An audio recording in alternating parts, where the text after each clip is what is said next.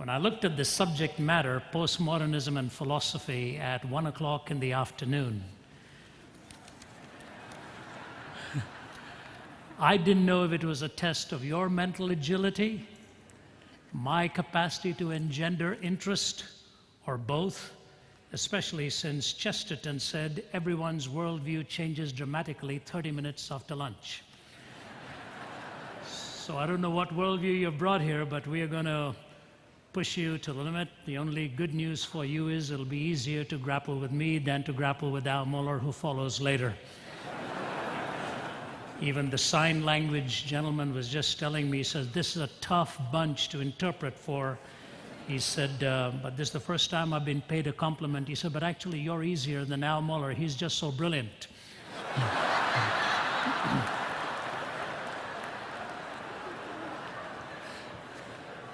So we are here to balance the stakes here and give you a good, fair expression of what this theme is about. You will have to bear with us, humor aside. These are tough subjects. If you deal with them in a surface manner, you do injustice to the theme, and you're unfair to the protagonists on that side of the issue. So at times you might just wonder where this is headed, whether you're really going to be able to come to terms with the ideas, or you may just want to switch off. Don't. Because the bottom line is that it is a worldview that needs to be responded to, needs to be dealt with. It has some surface issues, but it also has some philosophical underpinnings. And the goal will be, hopefully, by the time all of the speakers are done, to give you both the surface understanding of it and the depth understanding of it. John Reed, the well-known Anglican bishop of years gone by from Sydney, Australia, was on one occasion telling this story.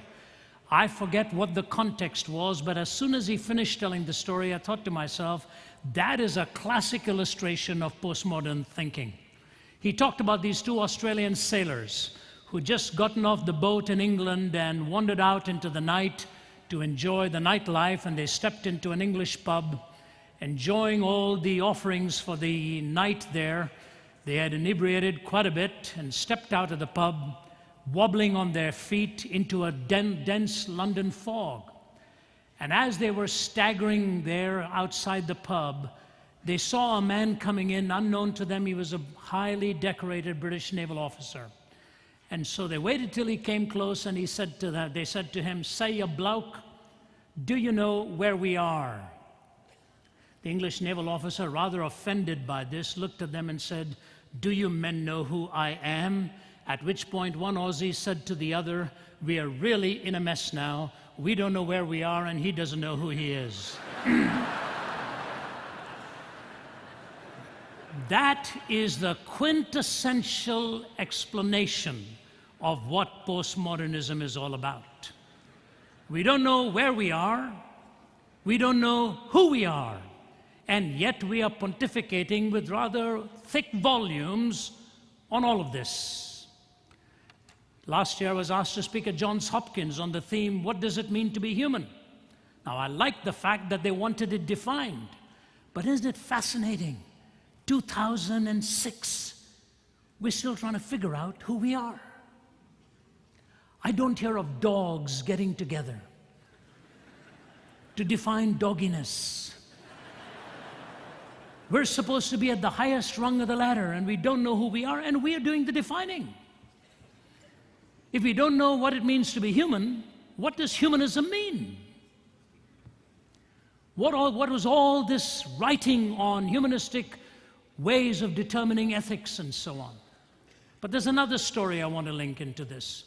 Some years ago, I was speaking at one of the major bar associations of the country, and when I arrived there, I was sitting at the head table, and the woman who was the head of the bar association looked at me and said, "You must be a very bold man." I said, "Why do you say that?" She said, "Because you're dealing with a subject here to an audience who are peddlers with words."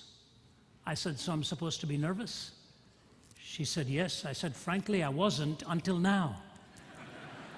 So this was, by the way, in the days when the famous statement was made, "It all depends on what the word is means," made by a rather notable character. And so here they sat with their arms folded. It was lunch hour again, and I was to talk to them about the meaning of words. And I said, before I go into this, let me tell you what the first 3 items on the news were. I said I was watching a television program on the news, and these were the first 3 items. Question number 1 was being raised: do words have any meaning?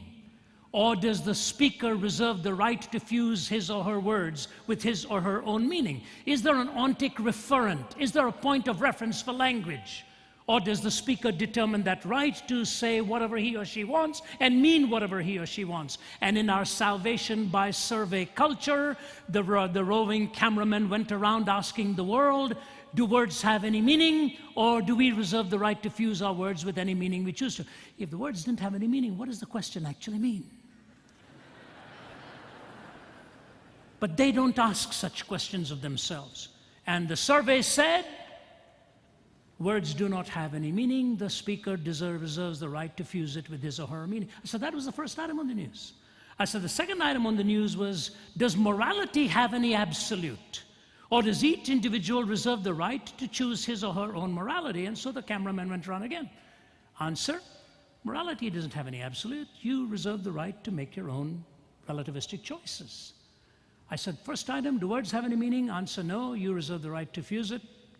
Does morality have any absolute? No, you reserve the right to be relative at your own whim. I said, do you know what the third item on the news was? We had just sent Saddam Hussein a warning that if he didn't stop playing his word games, we were going to start bombing him. The arms went down. The peddlers with words were willing to listen. You see, we expect of the listener to be held responsible for what he or she has just been told, but we don't give ourselves the same responsibility when we want to flirt with the edges and do whatever it is we want to do. But how did postmodernism come to be? How did these ideas actually gain such popularity and find philosophers to back it? Was it not George Will who said there's nothing so vulgar left in human experience but that we can fly some professor from somewhere to justify it? Postmodernism became like that. But if you go back across the 5 centuries, in the 1500s, 1600s, 1700s, all the way down to the last century, the 20th century, first it was rationalism's turn. I think, therefore I am. You wanted to hold to your beliefs with indubitable rational certainty. But on the heels of that, the empiricists came along, that the only world you can really speak with certainty is the phenomenal world, but you can empirically verify. And logical positivism was being birthed, and the ideas of reality were then framed in this sort of scientific single vision. So from rationalism, we moved on to empiricism. Empiricism gradually gave way, and in the 1800s, Darwin, with his Origin of Species and so on, began to ground it all within a naturalistic framework. From rationalism to empiricism to naturalism. Existentialism then was birthed in the 1900s, on the heels of the writing of the previous century, just begun by people like Kierkegaard and Nietzsche and so on.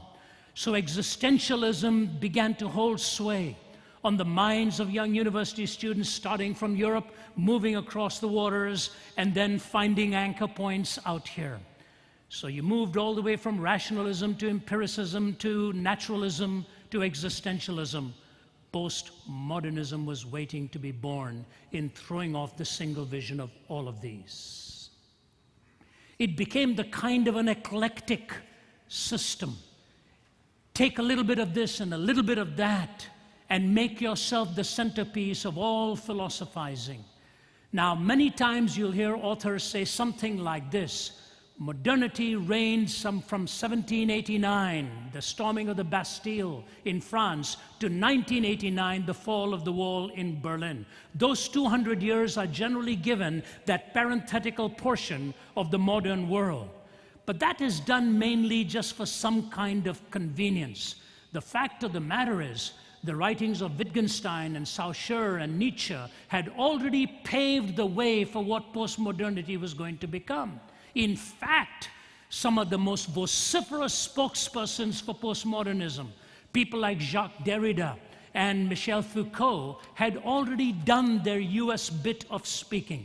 It was in 1985 that Derrida came to Johns Hopkins and deconstructed the entire United States Constitution in front of that audience to a resounding applause. It was in 1984 that Michel Foucault, who embodied postmodernism, died that horrific death with his body plagued by AIDS and completely destroyed his health. So when we say 1989, we are just using it as a kind of a convenient 200-century mark. The fact of the matter is the damage in thinking had already been done.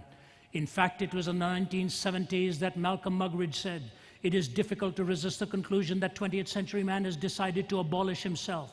Tired of the struggle to be himself, he has created boredom out of his own affluence, impotence out of his own erotomania, and vulnerability out of his own strength.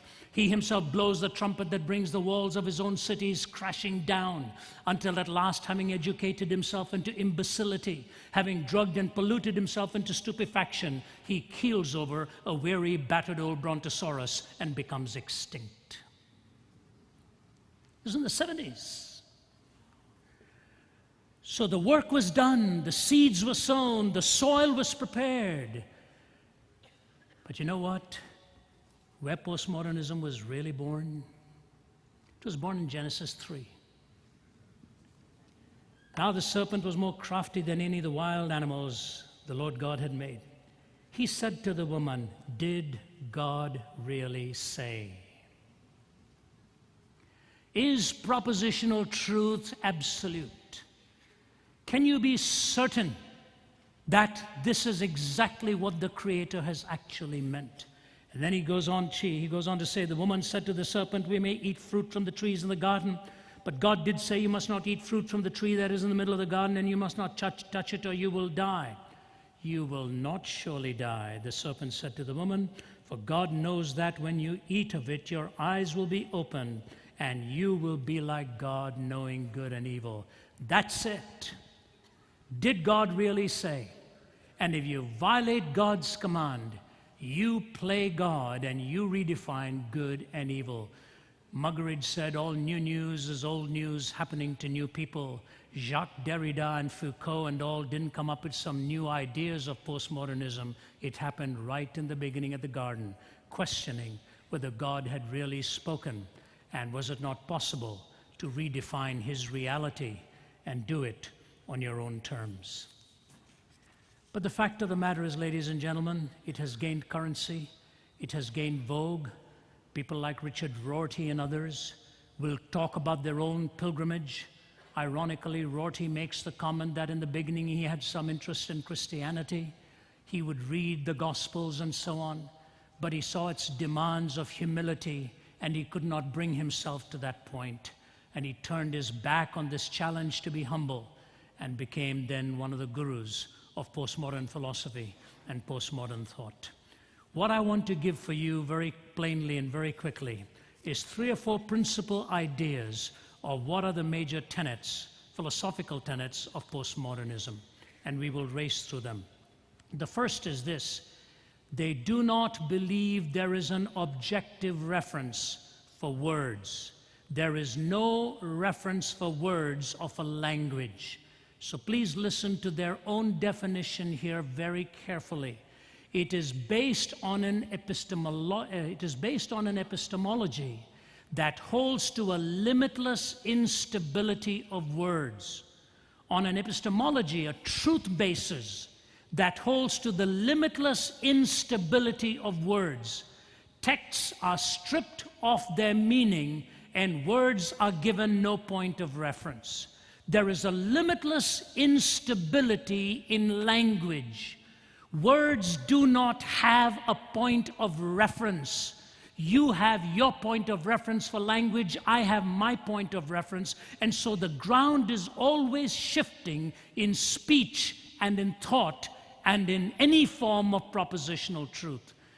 Fascinatingly, Paul de Man, one of the spokespersons for trying to sustain this point, of all places he goes to Archie Bunker. For those of you in less than that generation, this was quite the show of all shows that broke all of the revered kinds of humor about 30 years ago. So Archie Bunker, what was his name? Carol O'Connor and Gene Stapleton, Archie Bunker and Edith Bunker. He was sort of the quintessential right-wing snob who bullied his wife and bullied everybody else and sneered at everyone else. And Edith was sort of that half-dumb wit, but was actually smarter than him. And so at one point he says to her, Edith, this is Paul de Man, by the way, giving this illustration. Edith, would you pack my bowling shoes into the bag? And so Edith says, Archie, would you like them laced from the top or from the bottom? And you can just see the expression. He says, Edith, what's the difference? And she goes into a prolonged answer on what muscles are held in place with the top lacing over against the underlacing, and the audience is roaring, and Archie Bunker is just staring at her, incredulous. Paul de Man says, this proves, now brace yourself for this statement. Here's what he says. This proves that rhetoric radically suspends logic and opens up vertiginous possibilities of referential aberration. What? That rhetoric radically suspends logic and opens up vertiginous possibility of referential aberration. What he's really saying is, it takes you to dizzying heights of meaninglessness.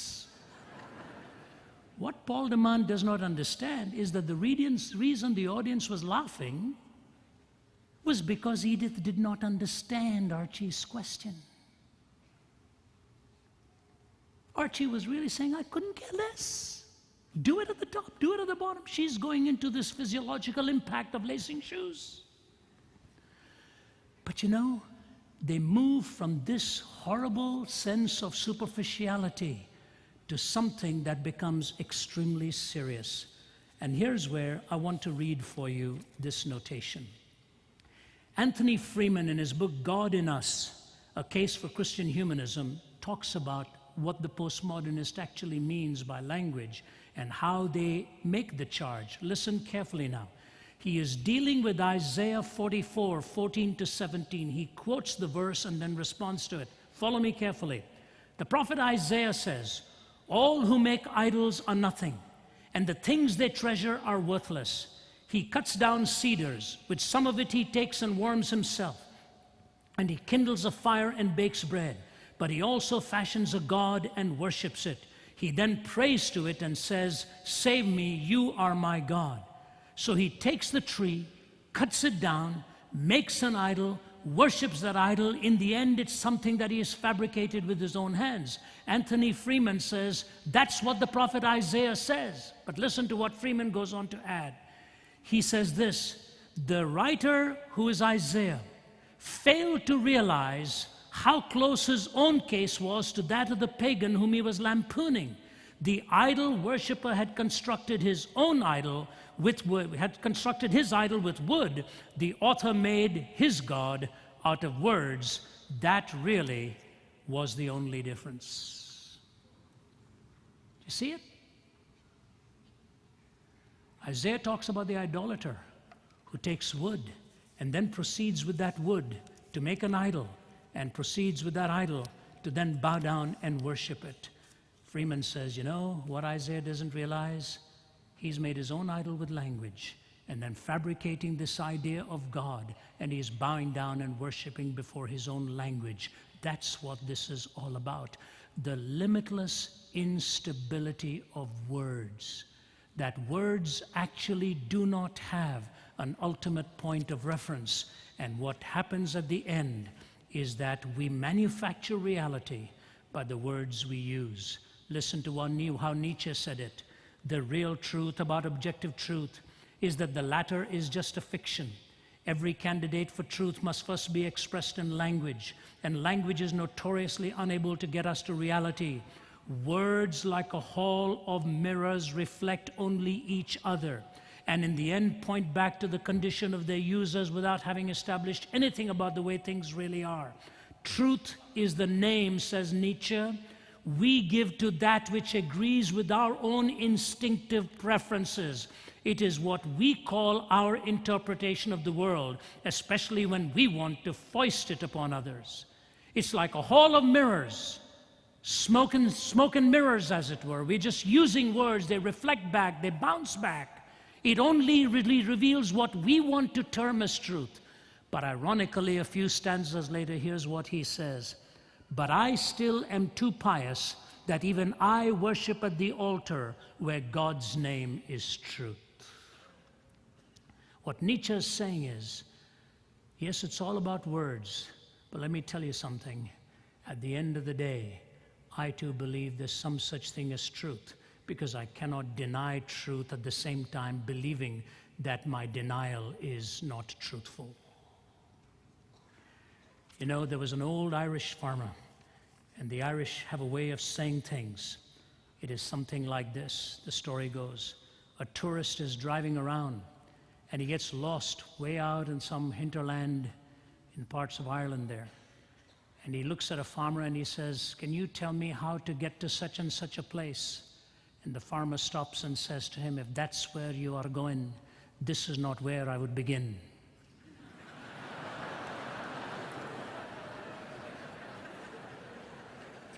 If postmodernism wants to end up with autonomy, this is not where to begin. But this is where they begin. They basically end up cutting the branch on which they are sitting. They are talking about the limitless instability of words, but they use words and words and words and words and words, telling us that their philosophy is actually quite stable because they are explaining it so thoroughly. So the first point is basically there is no point of reference for words. Secondly, there are no laws of logic which we should be seeing as superintending or governing our discourse. No indubitable laws of logic. The laws of logic are cerebral. They are sort of ways in which we construct our own Western world or Eastern world. There are actually no laws of logic that are undeniable. Now, the truth of the matter is, ladies and gentlemen, when you go to the laws of logic, there are fundamentally four. There are many subsets under these, but fundamentally there are four. One is the law of identity. When you have identified something as A, you're not talking about non-A. The second is the law of non-contradiction. The third is the law of the excluded middle, which basically means just because two things have one thing in common does not mean that they have everything in common. And fourth is the law of rational inference.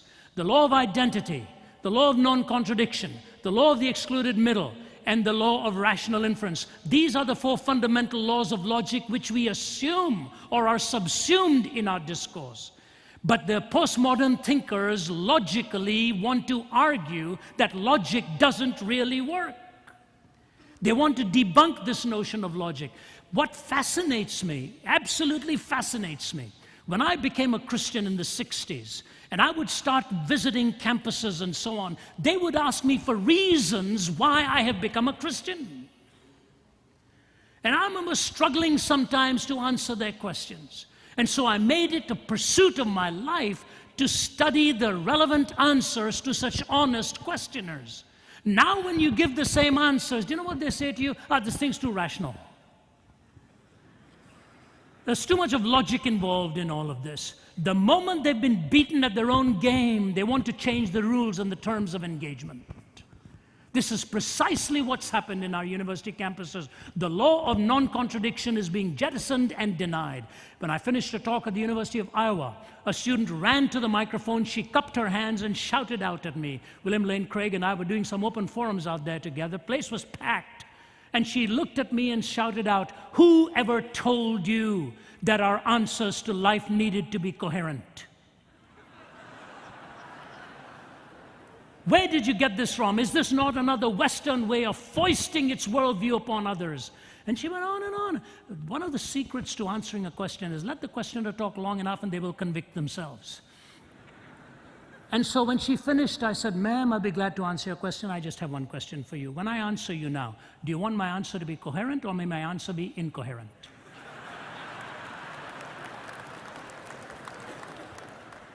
And the audience roared, and I said, you know what? I said, hold that laughter. I said, I really want to know where she's coming from. Is she comfortable with contradiction only in herself? Or is she comfortable in contradiction with any counter perspectives as well? You may have heard this, so forgive me for repeating it if it's familiar too, but this happened years ago, and then I'll move to my next couple of points. It was in Santa Barbara, California. It was in the 1980s or so. And I was dealing with a series of talks on why I believe Jesus Christ to be the only way to God. And a professor of philosophy, an American gentleman, came up to the front and said to me, I want you to do me a favor. I want you to deal with the subject why you're not a Hindu, he said. He said, because I have become a Hindu. I said, well, I'd be interested in hearing why you have, and so on and so forth. I said, this is fascinating. He said, no, you don't need to hear that. I want to hear from you why you're not one. I said, you want me to take a whole talk on that? He said, yeah. I said, no, I don't want to do that. I said, you know, I learned a long time ago when you throw mud at others, not only do you lose a lot of ground, but you also get your hands dirty. He didn't find that funny. He just looked at it, looked at me, and he said, no, I want to take you on. He said, you know what? I'll challenge you. You speak on why you're not a follower of that worldview. I'll bring my whole class on philosophy, and we'll rip you apart at the end of it. I said, that's supposed to be an inviting feeling for me? I said, look, I'll make a deal with you. Let's go out for lunch. And I gave him my famous line, you pay, I'll pray, and we'll have a good time together. I said, I don't want to impress your students. I don't want you to impress anybody else. It's just you and me. He said, can I bring the professor of psychology with me? I've always wondered why he wanted to do that. Whether we were going to be two subjects under scrutiny or study or what. I said, I'm happy for you to bring him, but you and I are going to talk, not him. Just you and I. He said, okay. So we went out for lunch, and he began his long discourse with his opening line, which was flawed. He began by saying to me, there are two kinds of logic. Actually, there are many more, but you don't stop a person that quickly. So I said, keep going. And he said, there are two kinds of logic. And he said, Ravi, the kinds of logic are these. One is the law of non-contradiction, the either-or system of logic. If an affirmation is made, an assertion is made, you say it is either this or that, not both of these. And he gave several illustrations on this. He said the problem with that either-or non-contradictory type of logical system is that it's a Western way of thinking. I said, no, it's not. He said, yes, it is. I said, no, it's not. He said, yes, it is. I said, no, it's not. He said, yes, it is. I said, keep moving on then.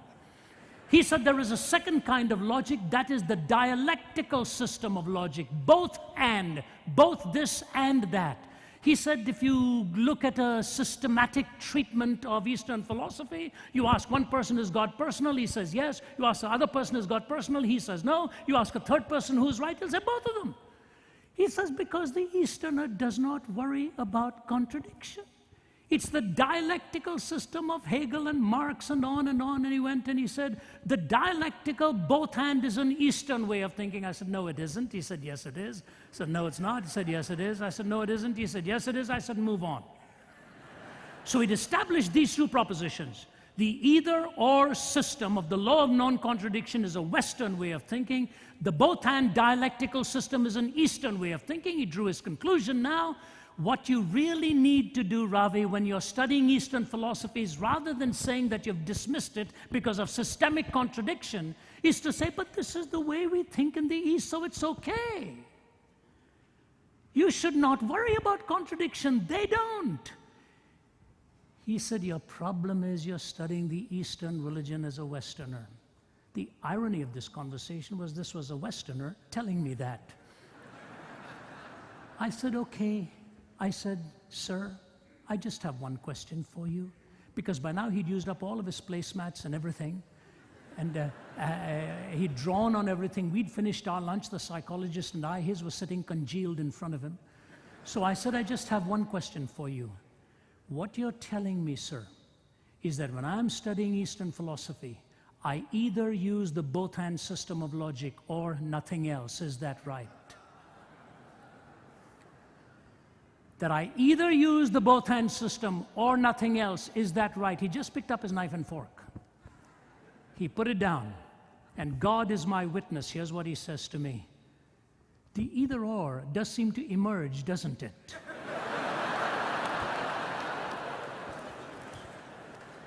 I said, sir, I've got some shocking news for you. Even in India, we look both ways before we cross the street. It is either the bus or me, not both of us. I said, and you've got your facts wrong. Shankara, the leading proponent of monism, of the Hindu kind, was an either-or believer. He believed in the law of non-contradiction. Gautama Buddha was born a Hindu. He rejected Hinduism and became and founded Buddhism because he subscribed to the law of non-contradiction. Muhammad very clearly subscribed to the law of non-contradiction. The question is whether those systems are true or not, standing up to their own tests by their own leading protagonists.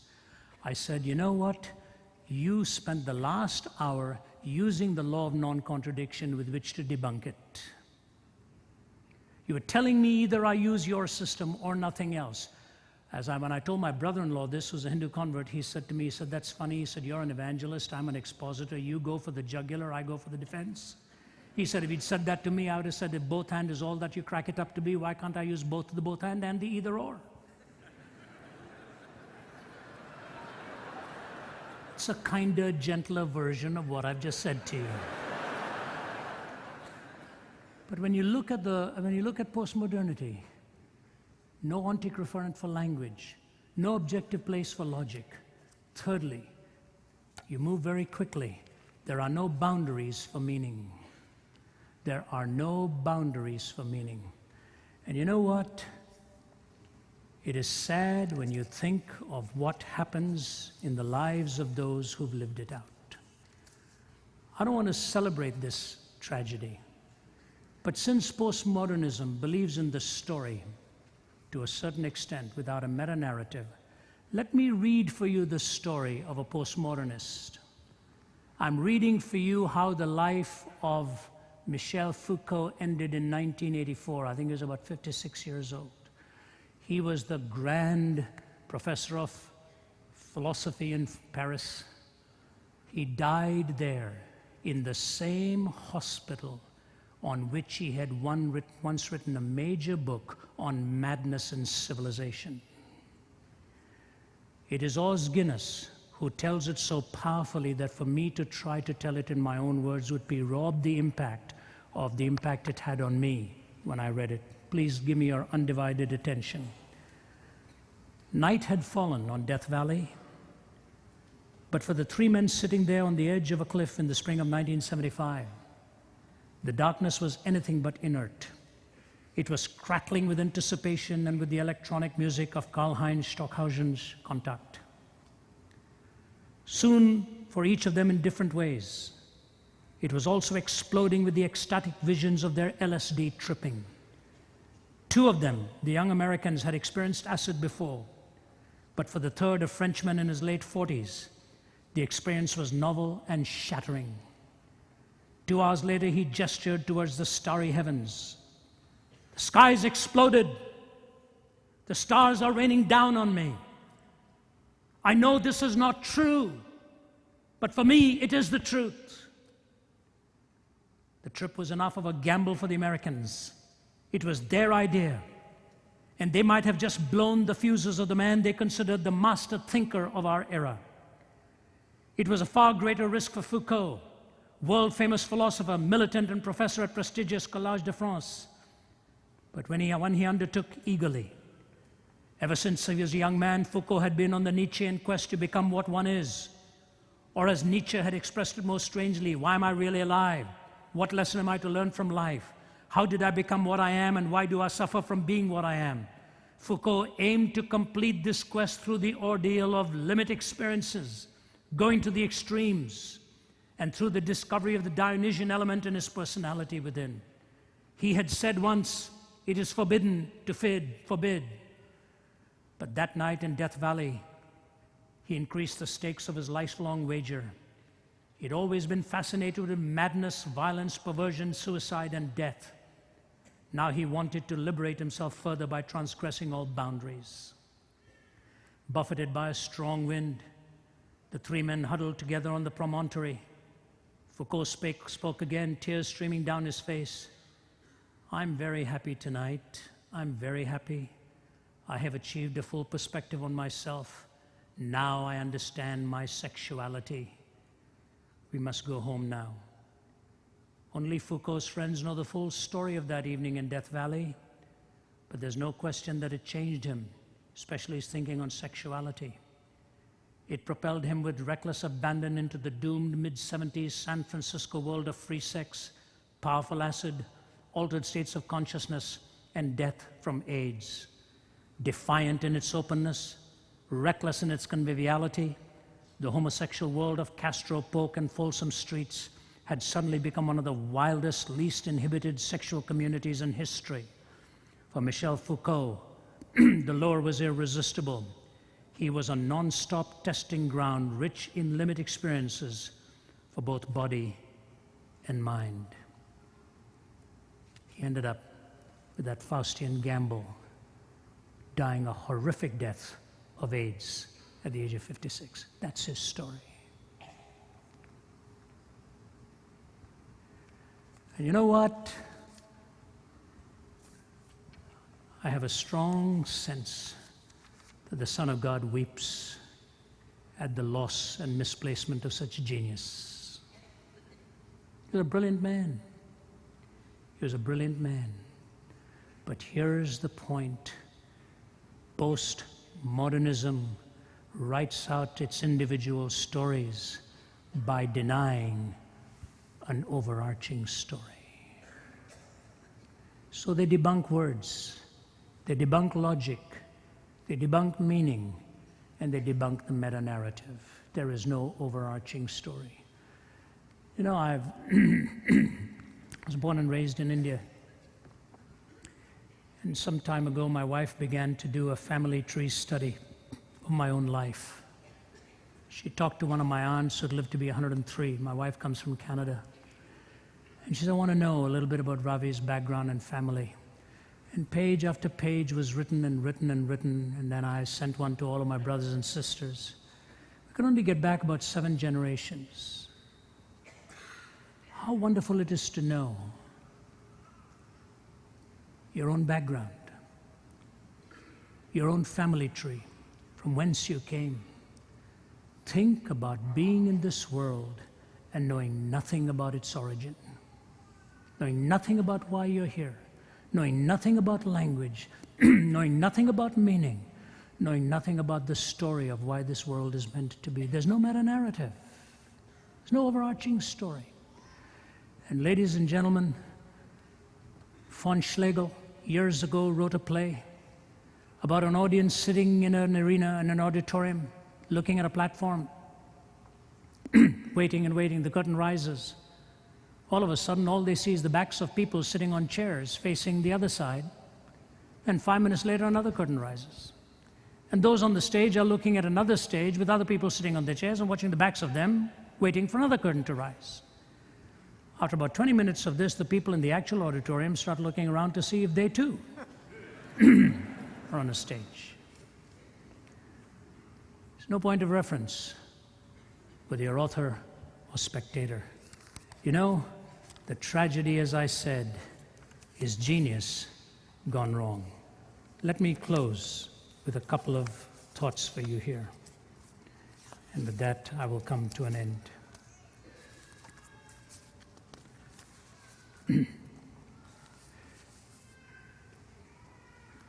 Well, Sam, will you tell me the parable of the Good Samaritan? This is a young ordinand about to get his first interview. Yes, sir, I will, sir. Gladly I will. Once there was this man traveling from Jerusalem to Jericho, and he fell among thorns, and the thorns sprang up and choked him. And as he went on his way, he didn't have no money. And there he met the Queen of Sheba. And she gave him 1,000 talents and 100 changes of raiment. And he got into a chariot and drove furiously. And when he was driving under a big juniper tree, his hair got caught on the limb of that tree. And he hung there many days, and the ravens brought him food to eat and water to drink. And he ate 5,000 loaves of bread and 2 fishes. One night when he was hanging there asleep, his wife Delilah come along and cut off his hair. and he dropped and fell on stony ground. But he got up and went on, and it began to rain.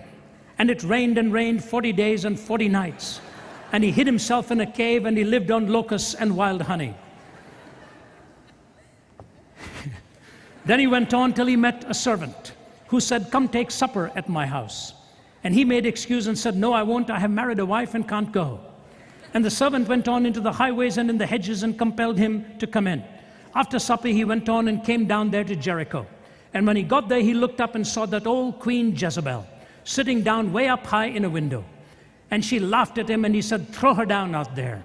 And they threw her down, and he said, "Throw her down again." And they threw her down 70 times 7. And of the fragments that remained, they picked up 12 basketsfuls, besides women and children. And they said, "Blessed are the peacemakers," P-I-E-C-E. Now, whose wife do you think she will be on that judgment day?